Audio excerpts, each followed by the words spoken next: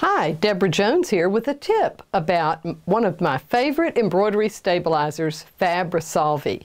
This looks somewhat like a traditional non-woven stabilizer or the polyester soft and sheer no-show type of stabilizer, but it's very different.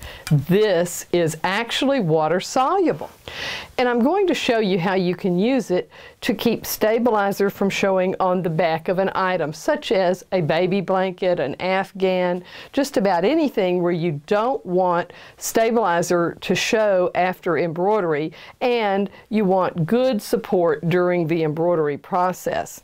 So I'm going to hoop this in along with a piece of classic Solvy, and I'm going to center the hoop over the tip of the embroidery area and hoop the Solvy in with the blanket and the FabriSolvy on the bottom layer.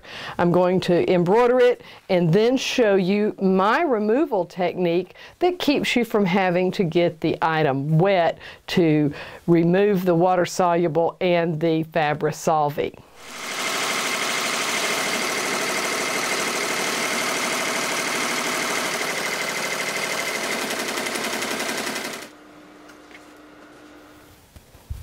The blanket's out of the machine, and I remove the hoop, and with this design I can simply tear away the water soluble from these openings. Now you may think that this looks like a type of stabilizer that you would cut away, but actually no cutting is required at all. Let me show you how I remove FabriSolvy. I just take a little cloth and I don't do any cutting. I just dip it in some water and moisten the edges. I'm not getting it terribly wet. This material dissolves very readily.